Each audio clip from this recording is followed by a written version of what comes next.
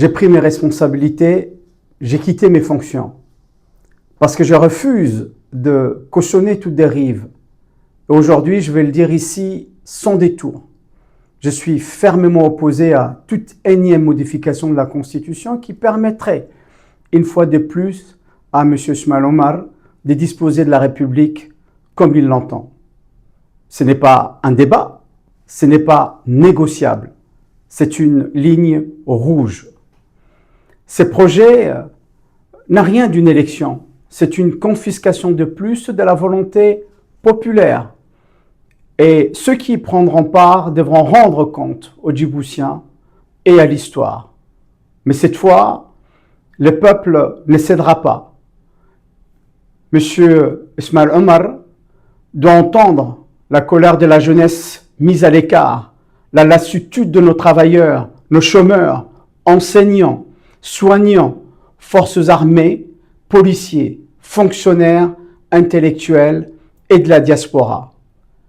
Il doit entendre la dignité blessée d'un peuple humilié, saigné, d'une république décrédibilisée sur la scène internationale et mise à genoux. Son histoire est la mémoire des siens tombés pour notre liberté, piétinée et mise au placard. Il s'agit pour lui d'assumer plutôt les conséquences de ses échecs successifs de ces 26 dernières années et doit partir. Assez d'illusions. La stabilité brandie ne repose que sur la peur, une peur qui ne marche plus. Le peuple est prêt à choisir son avenir, à reprendre sa souveraineté, à tourner la page. Alors non, la question n'est pas qui sera candidat en 2026. Elle est réglée. Il ne peut y avoir de 2026 tant que ces pouvoirs restent en place. L'enjeu, c'est maintenant.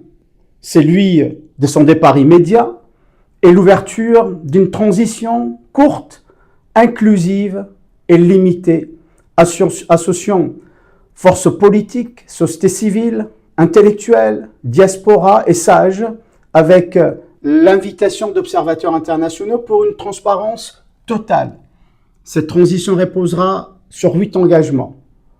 18-24 mois pour refonder la République et rendre le pouvoir au peuple à travers un régime parlementaire, mise en place d'un conseil citoyen consultatif et inclusif, exécutif transitoire non renouvelable, retour intégral aux libertés, presse, partis, fin des intimidations et d'arrestations arbitraires, véritable commission électorale indépendante, audit du fichier, observation nationale et internationale, séparation nette entre l'État et les partis, assainissement des finances et lutte anticorruption, accord sur un calendrier public pour des élections présidentielles et législatives libres et transparentes.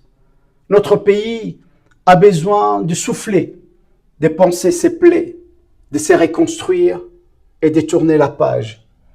Il est temps de rendre au peuple ce qui lui appartient, sa dignité, sa voix, sa souveraineté, son destin. Et nos partenaires présents sur notre territoire, vous qui défendez tant chez vous et dans le monde les valeurs humaines et démocratiques, ne cautionnez pas cette dérive. Faites preuve de conscience morale et de responsabilité. Placez-vous du côté de l'histoire et des aspirations du peuple djiboutien. L'histoire jugera et notre mémoire ne sera pas courte.